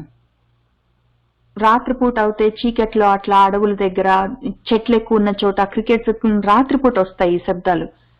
ఆ రకంగా వాటి గణాలతో, ఆ సమూహాలతో కూడి ఉన్న ఆ కీచురాళ్ల శబ్దాలన్నీ వినిపిస్తున్నాయి. ఇంకా బాగా దట్టంగా ఉంటే చీకటి, బాగా చీకట్లాగా కూడా ఉందో ఏమో మరి ఆ అడవిలో. కిందంతా చెట్ల ఆకులన్నీ రాలి ఉంటాయి, వీళ్ళు నడుస్తుంటే ఆ కాళ్ల శబ్దాలకి ఎండిపోయిన ఆకులన్నీ శబ్దాలు చేస్తున్నాయో ఏమో. ఎటు చూసినా ఏం కనిపించట్లేదు, చెట్లు తప్ప. వాటిని చూసి ఆ శబ్దాలు విని ఆయన అడుగుతున్నారు, ఏంటండి ఇది, వనం ఏంటండి ఇంత దుర్గమంగా ఉంది, ఈ కీచురాళ్ల శబ్దాలన్నీ వినిపిస్తున్నాయి. భైరవైః, భైరవం, భయంకరంగా ఉన్నవి శబ్దాలన్నీ ఇక్కడ. అందులో నిశ్శబ్దంగా నిర్మానుష్యంగా ఉన్న ప్రదేశాల్లో శబ్దాలు ఇంకా యాంప్లిఫై అయ్యి ఇంకా పెద్దగా వినిపిస్తుంటాయి. పైగా స్వాపదైః, భయంకరంగా ఉన్నది. ఆ రకమైన భయంకరమైన శబ్దాలతో కీర్ణం, నిండి ఉన్నది. దారుణ రవాలతో, భయంకరమైన శబ్దాలతో ఉన్న శకునాలన్నీ, పిట్టలన్నీ ఉన్నాయి, పక్షులన్నీ కిలకిల రావాలు చేస్తున్నాయి, జంతువులన్నీ అరుస్తున్నాయి, గాండ్రిస్తున్నాయి, కూతలన్నీ చేస్తున్నాయి, రకరకాలుగా శబ్దాలన్నీ భయంకరంగా వినిపిస్తున్నాయండి. నానా ప్రకారైః శకునైః వాస్యద్భిః భైరవస్వనైః సింహ వ్యాఘ్ర వరాహైః చ వారణైః చ అపి శోభితం. నానా ప్రకారైః, నానా ప్రకార అనేక రకాల శకునైః, పిట్టలన్నీ, ఆ పేర్లు కూడా తెలియదండి, అవన్నీ చాలా ఎగురుతున్నాయి అంతా. తర్వాత వాస్వద్భిః, అరుస్తున్న శబ్దాలన్నీ, ఆ పిట్టలన్నీ అవన్నీ ఉన్నాయి దట్టంగా. ఆ పిట్టలన్నీ అరుస్తుంటే ఆ శబ్దాలు కూడా రివర్బరేట్ అవుతున్నాయి, ఎకోయింగ్ లాగా మళ్ళీ మళ్ళీ వినిపిస్తున్నాయి. భైరవ స్వనై, భయంకరంగా ఉన్నాయి శబ్దాలన్నీ, అవి ఒకసారి అరిస్తే 10 సార్లు వినిపిస్తున్నాయి. పైగా సింహాలు, వ్యాఘ్రాలంటే పులులు, వరాహాలంటే అడవి పందులు, అవన్నీ, వాటితో పాటు వారణై, ఏనుగులు, ఇవన్నీతో శోభితం నిండి ఉన్నదండి. అవన్నీ కూడా అరుస్తున్నాయి, గీంకారాలు చేస్తున్నాయి, అవన్నీ గాండ్రిస్తున్నాయి, ఆ శబ్దాలు కూడా వినిపిస్తున్నాయి. అహో వనం ఇదం దుర్గం ఝిల్లికాగణ సంయుతం భైరవైః స్వాపదైః కీర్ణం శకునైః దారుణారవైః నానా ప్రకారైః శకునైః వాస్యద్భిః భైరవస్వనైః సింహ వ్యాఘ్ర వరాహైః చ వారణైః చ అపి శోభితం. ధవా అశ్వకర్ణ కకుభైః బిల్వ తిందుక పాటలైః సంకీర్ణం బదరీభిశ్చ కిం ను ఏతత్ దారుణం వనం అని అడిగారు. ధవాలు, మాధవాలు, మాధవీ లతలు అని పిలుస్తారు. మాధవాలు చెట్లు, ధవాలు చెట్లు, మాధవీ లతలు, అశ్వకర్ణాలు, కకుభాలు, బిల్వ పత్రాలతో ఉన్న చెట్లు, తిందుకాలు, పాటలాలు, బదరి అంటే రేగిపళ్ళు, ఈ చెట్లన్నిటితోటి సంకీర్ణం, బాగా కీర్ణం అంటే నిండి ఉన్నాయి. ఈ అడవిలో ఈ చెట్లన్నీ ఉన్నాయండి, ఎటు చూస్తే అటు ఇవే కనిపిస్తున్నాయి. పక్షులు, జంతువులు, వాటి కూతలు, అరుపులు, ఈ పెద్ద పెద్ద చెట్లు, ఇవన్నీ కనిపిస్తున్నాయి. ఏ తత్, ఈ దారుణం వనం, ఈ భయంకరమైన వనము, కిన్ను ఏంటండి అని అడిగాడు. ఈ ధవ, అశ్వకర్ణ, కకుభ, బిల్వ, తిందుక, పాటల, బదరిల్ అంటే ఏంటో మనం ఒకసారి చూద్దాము. ఫస్ట్ది ధవము. ధవం అంటే మైమోసా ట్రీస్ అని పిలుస్తారు వీటిని. ఈ రకంగా ఉంటాయి, నిండా పూలతో. వాటికి ఆ పూలన్నీ ఇట్లా ఉంటాయి, అవన్నీ పుప్పళ్లతో, వాటితో గాలి వస్తే ఎగురుతూ ఉంటాయి, మళ్ళీ అవన్నీ వేరే వేరే చోటుకి వెళ్ళి పెరుగుతూ ఉంటాయి, మళ్ళీ చెట్లు అవుతూ ఉంటాయి. ఇవి ఈ రకంగా ఉంటాయి. ఊళ్ళల్లో కూడా ఉంటాయి. ఈ ఆకులు కూడా రాలుతూనే ఉంటాయి. ఇంకా ఇంట్లో ఈ చెట్టు ఉందంటే, లేదా ఆ రోడ్డు మీద ఉందంటే, ఇంక ఇంటి మీదంతా, ఇంటి చుట్టూ అంతా ఇవే ఉంటాయి. కార్ల మీద కూడా రాలుతుంటాయి ఆ చెట్లు ఉంటాయి, ఆ పూలన్నీ. బాగుంటుంది. కానీ అన్ని ప్రతిది మెడిసినల్ ప్లాంటే. పిచ్చి చెట్టు గాని, ఆకు గాని, పువ్వు గాని, కొమ్మ గాని ఏది అసలు ప్రపంచంలో, ప్రకృతిలో ఎక్కడ ఏది ఉండదు. అన్ని మన కోసమే ఉంటాయి. ఏంటంటే ఊడ్చుకోవాల్సి వచ్చింది, తుడుచుకోవాల్సి వచ్చిందంటే అబ్బా అనుకుంటాం, అప్పుడు అవన్నీ మంచివి కాదనుకుంటాం. కానీ అన్ని మెడిసినల్ హెర్బల్ ట్రీసే ఉంటాయి. కాబట్టి ఇది మైమోసా. ఈ మైమోసా కాక తర్వాత అశ్వకర్ణం. అశ్వకర్ణాలను ఉంటాయి, ఈ రకంగా ఉంటాయి చూడ్డానికి. అవి ఎండిపోతాయి, ఇట్లా ఏదో గుర్రపు చెవుల్లాగా కనిపిస్తాయి కాబట్టి వాటికి ఆ పేరు పెట్టిండొచ్చు, కానీ ఇట్లా ఉంటాయి అవి. ఆ తర్వాత కక్కుబాలు. కక్కుబాలు అంటే ఇవి అర్జున చెట్లు, మనకు తెలిసే ఉంటాయి. ఇవి అశ్వకర్ణాలు. అవి మైమోసా అంటే సాల వృక్షాలు ఏంటో, ఇవి సాల వృక్షాలు అనుకుంటాను, మధ్య చెట్లు. ఇవేమో అర్జున చెట్లు. వాటి పూలు ఇట్లా ఉంటాయి. అందుకే ఇంత తెల్లగా ఉంటాడు నా బిడ్డ అని వాళ్ళ అమ్మగారు అర్జునుడు అని పేరు పెట్టుకుంది. ఆయన చూడ్డానికి నల్లగా ఉన్నా కూడా, కృష్ణుడైనా కూడా. ఇది తిండుకాలు అంటారు, వాటికి అదే పేరు చెప్తారు. మనం తర్వాత చూద్దాం ఇంకేమైనా వేరే పేర్లు ఉన్నాయేమో. చెట్టు ఇట్లా ఉంటుంది, దాని నిండా అవే పూస్తాయి, కాస్తాయి. ఆ తర్వాత పతళాలన్నీ ఉంటాయి. ఇవి వీటికన్నిటికి నేను వెతికి చూశాను. కానీ నాకు అర్థమైనవి, నాకు తెలిసిన పేర్లేవి తెలుగులో కనిపించలేదు. ఏవో ఒక పేర్లైతే ఉన్నాయి. వీటిని పాటలాలు, టిండుకాలని అట్లానే పిలుస్తున్నారు. ఇవి మాత్రం నాకు ఇదొకటి మాత్రం తెలుసు. ఇవి మన రేగుపళ్ళు. ఇవి రేగుపళ్ళ చెట్లు. ఇట్లా ఉంటాము. దీనికి ముళ్ళు చాలా ఎక్కువ ఉంటాయి. ఇంకా ఇది గుచ్చుకుందంటే అసలు విరగను కూడా విరగదు. అది అంత గట్టిగా ఉంటుంది. ఈ ఒక్క పండు తెంపాలంటే దానికి ఉన్న మొత్తం ఆ ముళ్ళతోటి కొట్లాడాలి. నేను ఒకసారి చేశాను ఆ పని. ఆ ఒక్క పండు వచ్చేసరికి మొత్తం ఎన్ని చోట్ల గుచ్చుకుంటాయో, ఏడుపు వస్తుంది కళ్ళల్లో. కానీ అవన్నమాట ఈ చెట్లన్నీ అక్కడ ఉన్నాయి. మరి ఇవన్నీ ముళ్ళు ఎట్లా గుచ్చుకుంటున్నాయి? ఆయన తల నిండా, ఆయన నడుస్తుంటే కాళ్ళ కింద అన్నివే ఉండిండొచ్చు. ఆ పూలన్నీ, తల నిండా పూలన్నీ రాలిండొచ్చు. యాక్చువల్గా చెట్లు కావాలని కూడా ఈ పూలన్నీ, అర్జున పుష్పాలు అవన్నీ ఆయన మీద రాల్చిండొచ్చు కూడా. ఆయన వెళ్తుంటే రకరకాలుగా ఇవన్నీ పూసిన పూలన్నీ ఆయన మీద రాలిండొచ్చు కూడా. కిందన్ని మరి గుచ్చుకున్నాయో ఏంటో. ఇప్పుడు వీటికి మనం చూసుకున్న వాటికి నాకు గో టు వెబ్సైట్, ఇది నాకు అత్యంత ఇష్టమైన వెబ్సైట్ easyayurveda.com అని. ఎందుకంటే రామాయణం ముఖ్యంగా రామాయణం చదువుకుంటే మనకు ఏ పుస్తకాలు చదివినా చెట్ల గురించి వర్ణన చాలా ఎక్కువగా ఉంటుంది. చెట్లు, పూలు వర్ణించకుండా మాత్రం ఏవి ఉండవు. వ్యాసుల వారైనా, వాల్మీకి అయినా సరే. ముఖ్యంగా వాల్మీకి వారి రామాయణం చదువుకుంటున్నామంటే అన్ని చెట్ల పేర్లు రాస్తారు. ఆ చెట్లన్నీ అక్కడ కనిపించగానే నేను ఇక్కడ ఈజీ ఆయుర్వేదంలోకి వెళ్ళి చూస్తాను. ఫస్ట్ గూగుల్ చేసి చూస్తాను అవి ఎట్లా ఉంటాయో కళ్ళకి చూడడానికి. తర్వాత వెంటనే ఇక్కడికి వెళ్ళి చూస్తాను.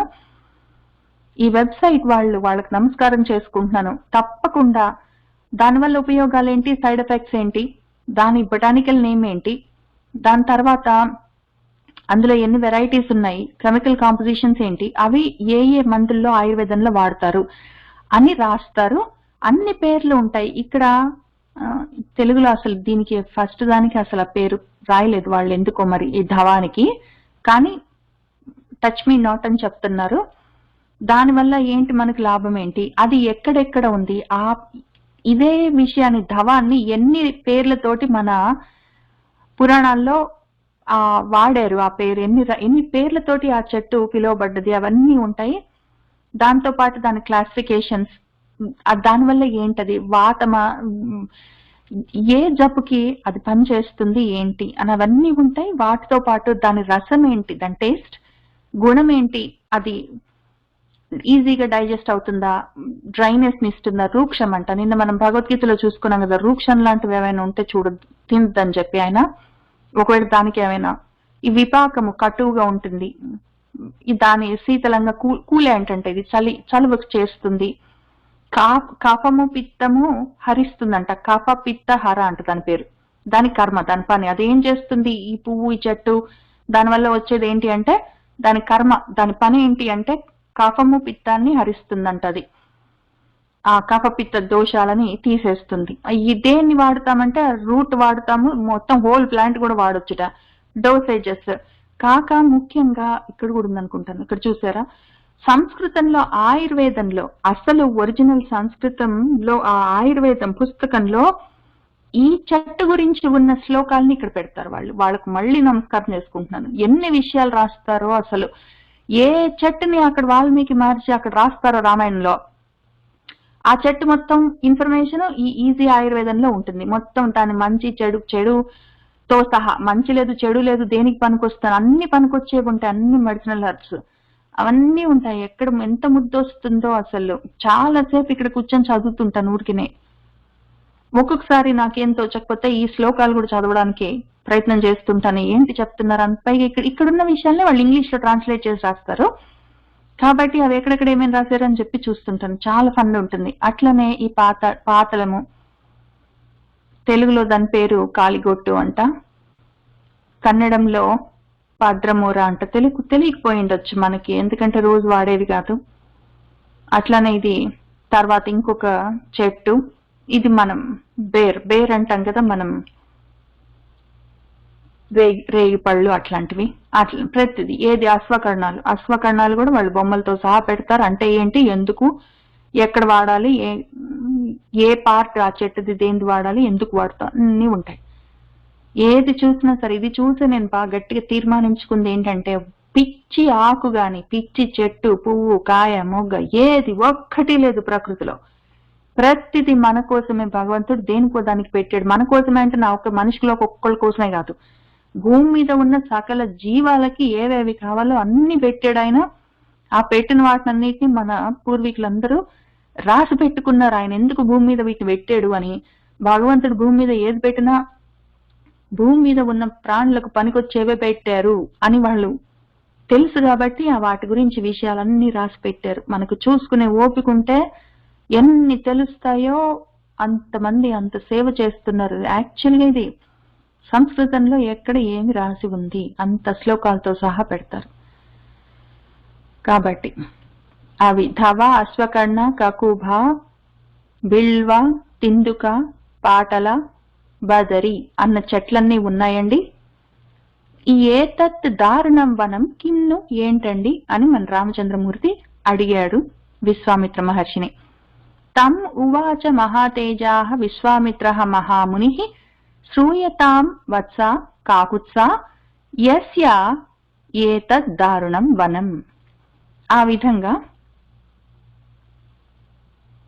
అడిగినప్పుడు రామచంద్రమూర్తి మహాముని, మన మహాముని విశ్వామిత్రుడు, మహాతేజోమూర్తి ఆయన తమ్ మన రామచంద్రమూర్తితో ఉవాచ ఈ విధంగా జవాబు చెప్తున్నారు. ఆయన ఏమన్నారంటే, వత్స కాకుత్స నాయన, ఏతత్ దారుణం వనం, ఈ దారుణమైన, ఈ ఘోరమైన, భయంకరమైన, మనుషులు నడవడానికి అసలు ఎవరికైనా సరే కష్టంగా ఉన్న ఈ వనం, యస్య ఎవరిదో, శ్రూయతాం విను మరి చెప్తాను.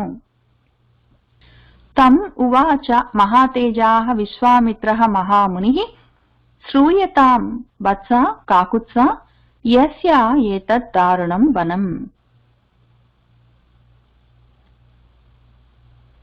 ఏతౌ జనపదౌ స్థితౌ పూర్వం ఆస్థాం నరోత్తమ మలదాః చ కరుషాః చ దేవ నిర్మాణ నిర్మితౌ. ఓ నరోత్తమ, రామ, ఏతౌ ఈ రెండు, మలదాః చ కరుషాః చ, మలదము కరుషము అన్నవి వీటి పేర్లువి. ఇవి పూర్వం ఒకానొకప్పుడు దేవ నిర్మాణ నిర్మితౌ, దేవ నిర్మాతలు, డివైన్ ఆర్కిటెక్ట్స్ వాళ్ల చేత నిర్మించబడ్డవి. ఒకానొక సమయంలో పూర్వం పాపం అవి స్థితౌ, ఎంతో గొప్ప ఘనమైన, జనపదౌ, జనపదాలివి, మనుషులుండే ప్రదేశాలు. ఆ విధంగా అవి ఆస్థాం ఉండేవి. అప్పటి నుంచి అట్లా ఉన్నాయి అవి. దేవ నిర్మాణాలన్నీ చేసేవాళ్ళు ఈ జనపదాలని పూర్వం కట్టారు నాయన. ఏతౌ జనపదౌ స్థితౌ పూర్వం ఆస్థాం నరోత్తమ మలదాః చ కరుషాః చ దేవ నిర్మాణ నిర్మితౌ.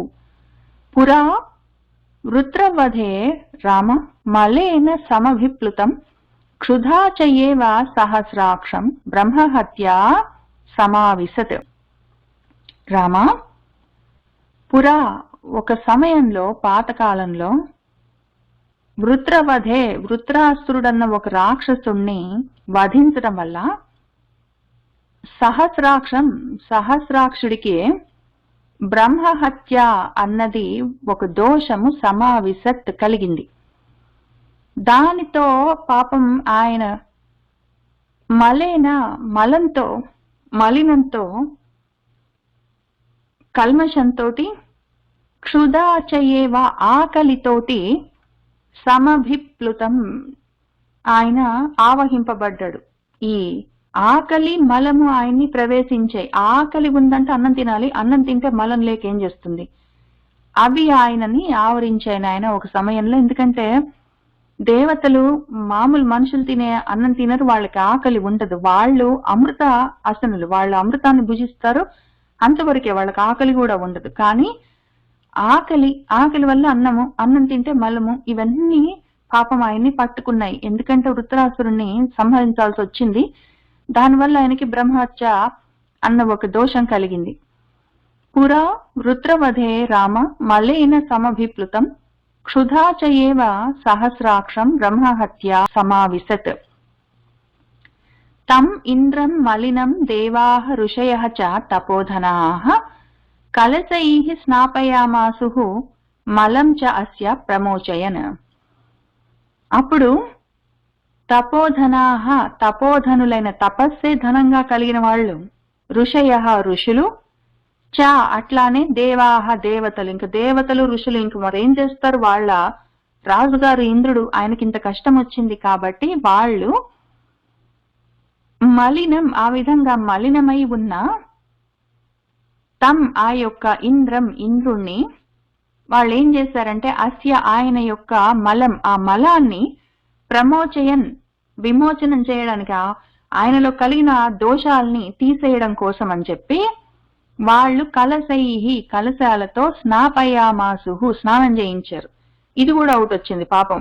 ఆయనకి ఆకలి వల్ల అన్నం తినాలి, అన్నం తింటే మలినము, మలం వల్ల ఇంకా శరీరం అంతా ఉంటాయి, అన్నం తింటే వచ్చేవన్నీ ఉంటాయి, దాంతో పాటు ఇవన్నీ వస్తే అందుకని స్నానాలు కూడా బయలుదేరే. స్నానాలతో సహా స్నానం ఎందుకు మనం చేసేదంటే మరి శరీరాన్ని క్లీనప్ చేసుకోవడానికి. ఎందుకు శరీరం క్లీనప్ చేయాలంటే దాన్ని మెయింటైన్ చేయడానికి అన్నం తినాలి కాబట్టి. అన్నం తింటే రకరకాల విషయాలు బాడీలో తయారవుతుంటాయి. మంచి ఉంటుంది, శక్తి తయారవుతుంది, శరీరానికి పుష్టి అవన్నీ ఉంటాయి, కానీ ఇవి కూడా ఉంటాయి కాబట్టి స్నానాలతో సహా చేయించాల్సి వచ్చింది. ఆ రకంగా వాళ్ళు మంత్రపూరితమైన నీళ్లతోటి కలశాలతో ఆయనకి స్నానం చేయించారు అప్పుడు దేవతలు ఋషులు ఆయన మలినాన్ని తీసేయడం కోసం. తం ఇంద్రం మలినం దేవాః ఋషయః చ తపోధనాః కలశైః స్నాపయామాసుః మలం చ అస్య ప్రమోచయన్.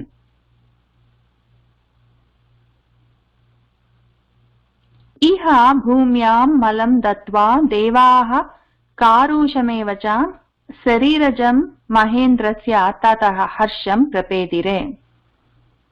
ఇంకా విధంగా తతః అప్పుడు మహేంద్రస్య మహేంద్రుడి యొక్క శరీరజం శరీరంలో జన్మించిన ఆయన శరీరంలో పుట్టిన ఈ మలాన్ని ఆ కారుషాన్ని అంటే ఆకలిని దానివల్ల కలిగే మలాన్ని వీటిని ఆకలి మలినాల్ని వాళ్ళు ఇహ ఇక్కడే ఇదే మనం నడుస్తున్న ఈ అడవిలోనే, ఇంతకు ముందు పాపం అవి రెండు గొప్ప జనపదాలవి ఊళ్ళు, ఇహ ఇక్కడే అప్పుడు ఈ భూమ్యాం ఈ భూమి మీద వాళ్ళు స్నానాలు చేపిస్తే ఇంద్రుడికి అప్పుడు ఆ మలమంతా ఆ భూమి తీసుకోవాల్సి వచ్చింది. మనం స్నానం చేస్తే నీళ్ళని భూమిలోకి పోకేం చేస్తే మలినమంతా భూమిలోకి వెళ్తుంది కాబట్టి ఈ ప్రదేశాలకి వాళ్ళు ఆ మలినాన్ని దత్వా ఇచ్చారు.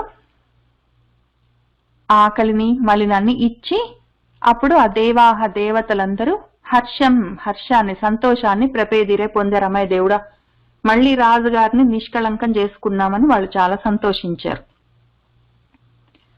ఇహ భూమ్యాం మలం దత్వా దేవాః కారుషమేవ చ శరీరజం మహేంద్రస్య తతః హర్షం ప్రపేదిరే. నిర్మలః నిష్కరుషః చ శుచిః ఇంద్రః యథా అభవత్ తతః దేశస్య సుప్రీతః వరం ప్రాదాత్ అనుత్తమం.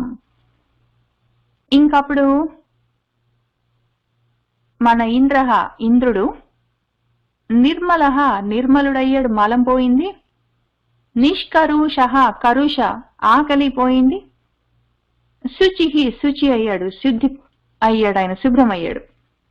ఆ విధంగా శుభ్రంగా శుచిగా ఆకలి లేకుండా మలినాలు లేకుండా ఉన్న ఇంద్రుడు యథా ఏ విధంగానైతే అభవత్ అయ్యాడో తతః అప్పుడు ఆయన పాపము దేశస్య ఈ ప్రదేశం మీద ఈ ఏరియా మీద ఆయనకి చాలా ప్రీతి కలిగింది. ఆ విధంగా సుప్రీత ఎంతో ప్రీతి చెందిన వాడై ఆయన అక్కడ స్నానం చేశాడు. స్నానం చేసినందుకు ఆయనలో ఉన్న మలినాలన్నీ ఆ భూమికి వెళ్ళాయని ఆయన దానికే ఆలోచించుకొని నా కోసం నేను స్నానం చేస్తే నా మలినాలన్నీ ఈ భూమిలోకి వెళ్ళాయి అని ఆ భూమి మీద ప్రేమతో ఆయన అనుత్తమం, ఇంకా దాన్ని మించిన ఉత్తమం లేదు, అటువంటి గొప్ప వరాన్ని ప్రదానం చేశాడు.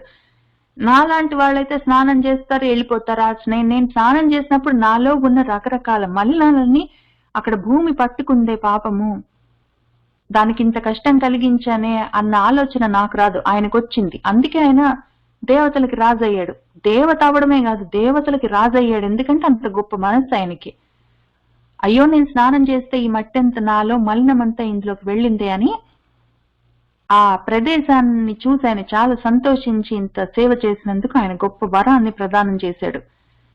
నిర్మలః నిష్కరుషః చ శుచిః ఇంద్రః యథా అభవత్ తతః దేశస్య సుప్రీతః వరం ప్రాదాత్ అనుత్తమం.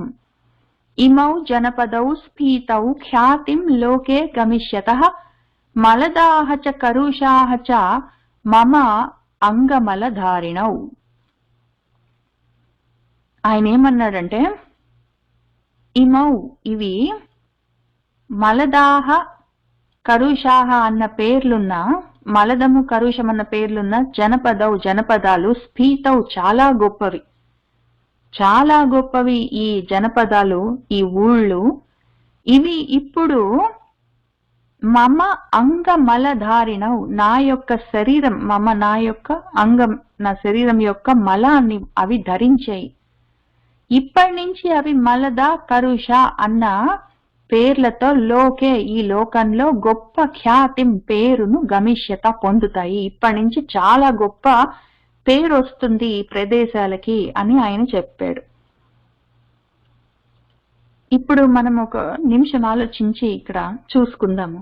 అక్కడ ఆయనకి ఆకలి మలినము ఉన్నది కాబట్టి అక్కడ స్నానం చేశాడు. అవన్నీ భూమిలోకి వెళ్ళి ఆయన చాలా సంతోషించాడు అన్నది. ఇంద్రుడు అన్న ఆయన ఉన్నాడు, అక్కడ అడవి ఉంది, దేవతలు స్నానం చేయించారు. ఇవన్నీ వీటిలో కొంచెం మనము కథగానే కాకుండా విషయం కూడా చూసుకుందాం. ఇంద్రుడు అంటే ఎవరు? ఇంద్రియాలతో ఉన్నవాడు ఇంద్రుడు, నేనే కదా. ఇంద్రియాలతో ఉన్నవాడిని నేను ఇంద్రుణ్ణి. ఆ ఇంద్రియాలన్నిటితోటి పనిచేయిస్తున్నాను, ఎందుకంటే ఆ ఇంద్రియాలకు రాజునై ఉన్నాను కదా. అహం అని నేను నాలో ఉన్న జ్ఞానేంద్రియాలు కర్మేంద్రియాలతోటి పనులు చేపిస్తున్నాను. మరి అన్నం తినవలసి వస్తుంది ఏదైనా కారణానికి, దానివల్ల మలినాలు ఉంటాయి, రోజు స్నానం చేయవలసి వస్తుంది. ఆ స్నానం చేసేటప్పుడు అందులో పైగా వాటికి ఆయన పెట్టిన పేర్లు మలదము కరుషము. మలాన్ని తీసేస్తుంది, ఆకలిని తీసేస్తుంది. తీసేకేం చేస్తుంది భూమి? ఆకలిని తీసేసేది, నాకు ఆకలేస్తే అన్నం పెట్టేది భూమే. ఆ అన్నం తిని నా శరీరం మలినం అవుతే మళ్ళీ ఆ మలినాన్ని నేను స్నానం చేస్తే అంతా పట్టుకునేది భూమే. కాబట్టి ఆ భూమికి ఆ పేర్లు ఎప్పుడూ ఉన్నాయి. ఇక్కడ ఉన్న ఈ రెండు ఆ ఊళ్ళు, ఆ ఊర్లకున్న పేర్లే కాదు, అసలు భూమి ఆ రెండు పనులు చేస్తుంది. నాకు అన్నం పెడుతుంది నా ఆకలి క్షుద్బాధ తీర్చడానికి. అన్నం తిన్నాక నా శరీరంలో తయారయ్యే రకరకాల మలినాలు మళ్ళీ నేను స్నానం చేస్తే అదే పుచ్చుకుని మళ్ళీ వాటిని క్లెన్సింగ్ చేస్తుంది పాపం తల్లి. ఆ తల్లికి ఎంత నమస్కారం చేసినా తక్కువే.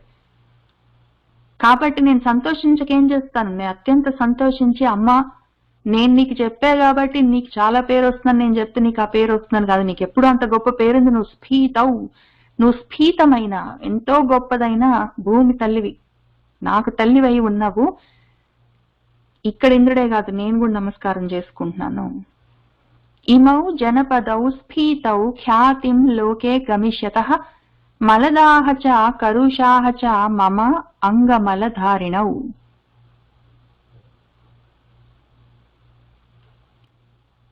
సాధు సాధు ఇతి తం దేవాః పాకశాసనం అబ్రువన్ దేశస్య పూజాం తాం దృష్ట్వా కృతాం శక్రేణ ధీమత. ధీమత బుద్ధిమంతుడైన జ్ఞాని అయిన ఆ శక్రుడు శతక్రతువులు చేసిన వాడు ఇంద్రుడు, ఆయన చేత కృతాం చెయ్యబడ్డ తాం దేశస్య ఆ ప్రదేశం యొక్క పూజను దృష్ట్వా చూసి దేవాహ దేవతలందరూ తం ఆ యొక్క పాక శాసనం, పాకాసురుడు అన్న రాక్షసుని సంహరించిన వాడని ఇంకొక కథ ఉంది, అది ఎప్పుడైనా చెప్పుకుందాము. అందుకని ఇంద్రుడికి ఆ పేరు వచ్చింది. ఆయనను చూసి వాళ్ళు, ఆయన చేసిన గొప్ప పూజని, ఆ పనిని చూసి వాళ్ళు సాధు సాధు అని, మంచిది మంచిది, బాగు ఇతి అని వాళ్ళు అబ్రువన్ అన్నారు. దేవతలు సంతోషించారు.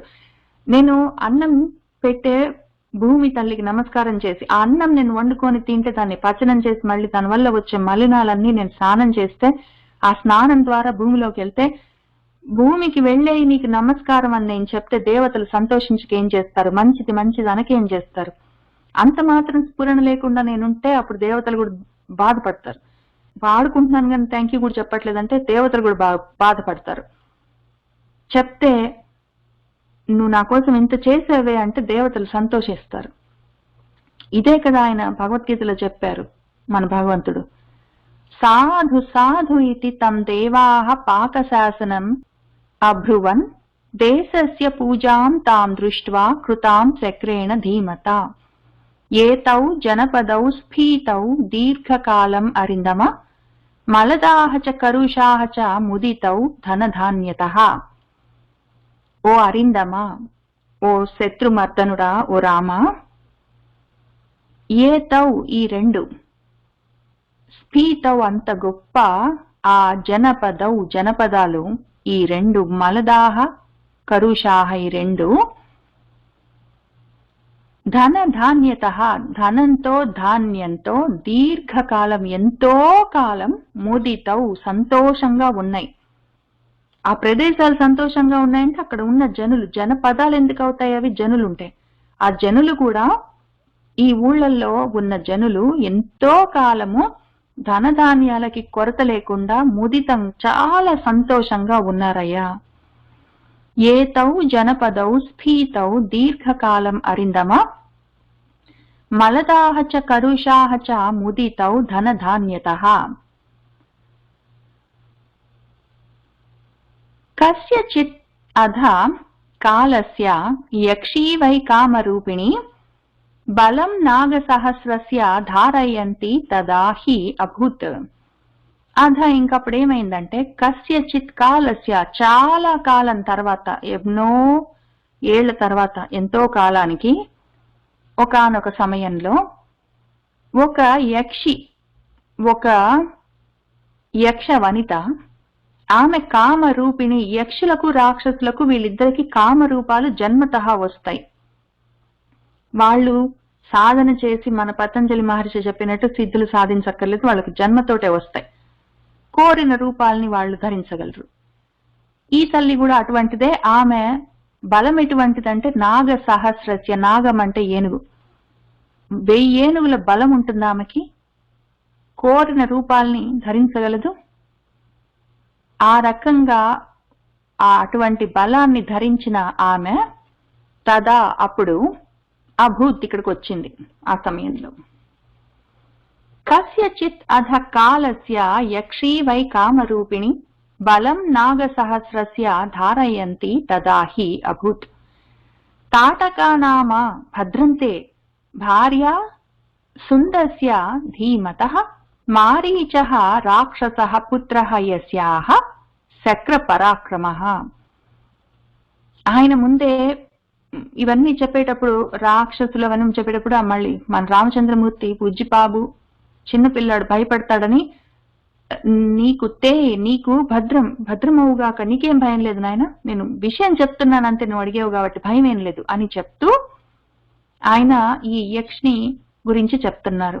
ఆమె పేరు తాటక. తాటకా నామ యక్షి ఆమె. ధీమతః జ్ఞాని, బుద్ధిమంతుడైన సుందుడనే వాడికి భార్య ఆమె. మారీచుడన్న రాక్షసుడు యస్య ఆమె యొక్క పుత్రుడు ఎవరైతే ఉందో ఆమె కొడుకు మారీచుడన్న రాక్షసుడు. ఈమె ఈ తాటక అన్న యక్షి శక్ర పరాక్రమ, ఇంద్రుడంత బలం కలిగింది. 1000 ఏనుగుల బలమే కాదు, ఇంద్రుడి వంటి పరాక్రమం కూడా కలిగింది.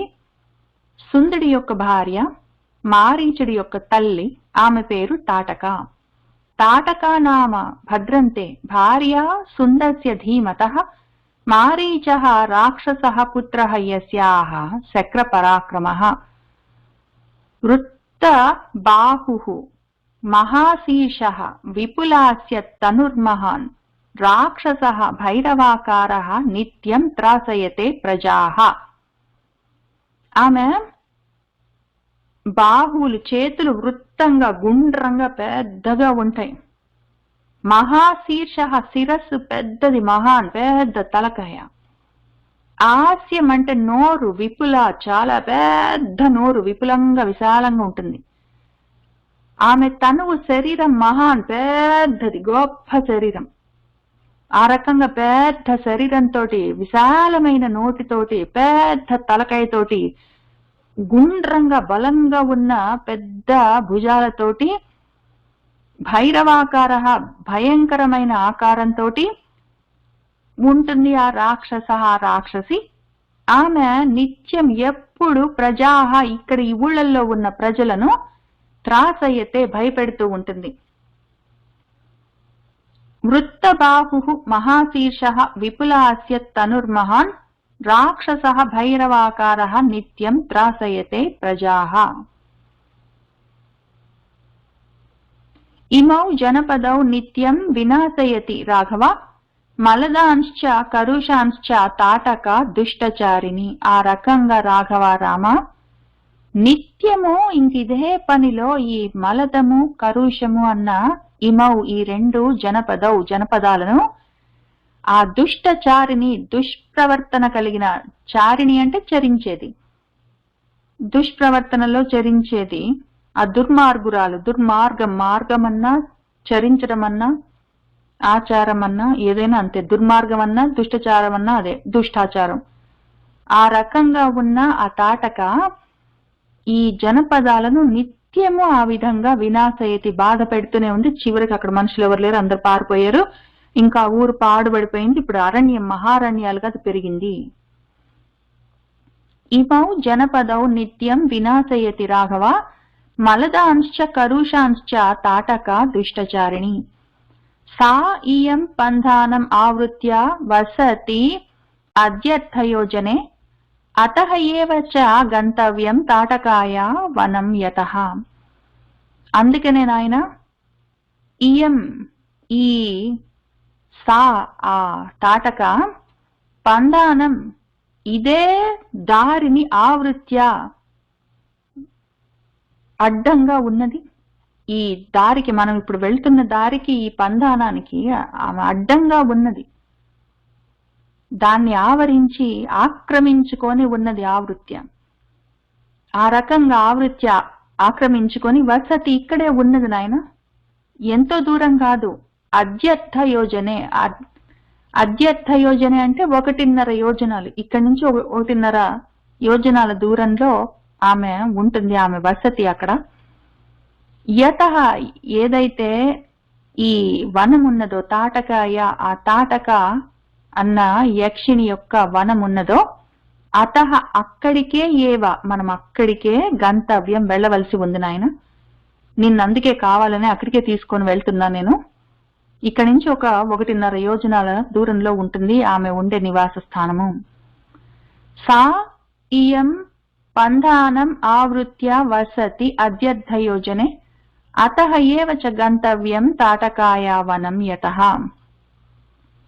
స్వబాహుబలం ఆశ్రిత్య జహి ఇమాం దుష్టచారిణీం మన్నియోగాత్ ఇమం దేశం కురు నిష్కంటకం పునః.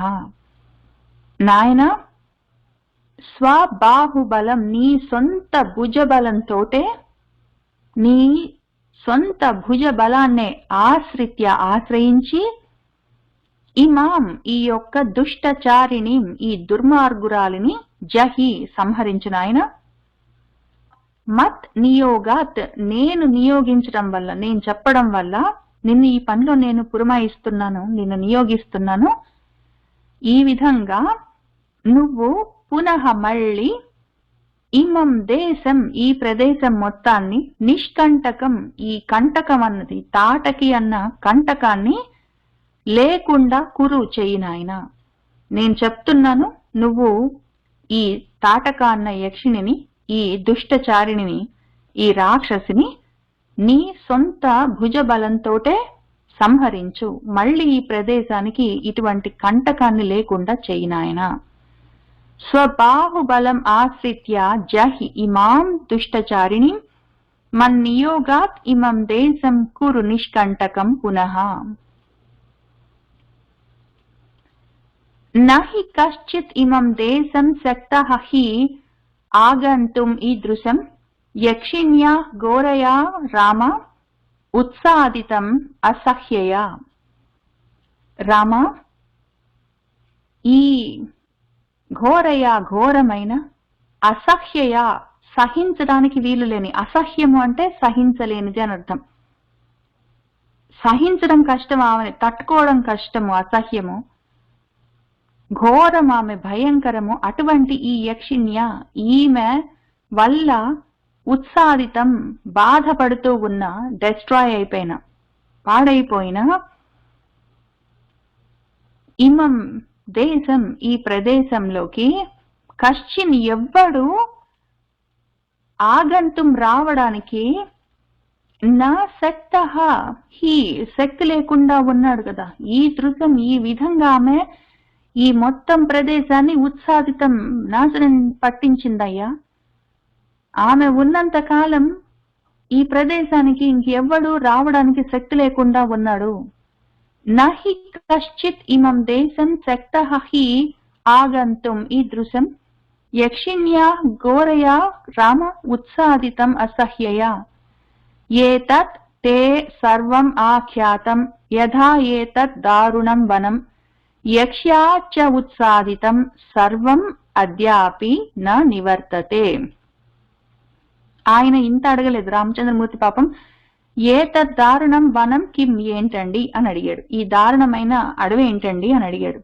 అయితే దానికి దాంతో పాటు ఉన్న విషయాలన్నీ మన విశ్వామిత్ర మహర్షి చెప్పి, ఇవన్నీ నీకు చెప్పాను నాయన అంటున్నారు ఈ శ్లోకంలో. ఆయన ఏమంటున్నారంటే,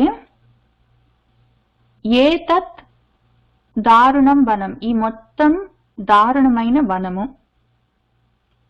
అట్లానే అది యక్ష్య, ఈ యక్షిణి చేత యథా ఏ విధంగా ఉత్సాదితం, ఏ విధంగా ఇది పాడు చేయబడ్డది. అద్యాపి ఈ రోజు వరకు కూడా, ఇప్పటి వరకు కూడా ఆమె న నివర్తతే, ఇక్కడి నుంచి ఈ ప్రదేశాన్ని వదిలిపెట్టి వెనక్కి తిరిగి పోవట్లేదు, ఇంకా ఇక్కడే ఉన్నది. ఈ విషయాలు మొత్తము ఏతత్ సర్వం తే నీకు ఆఖ్యాతం చెప్పబడ్డాయి.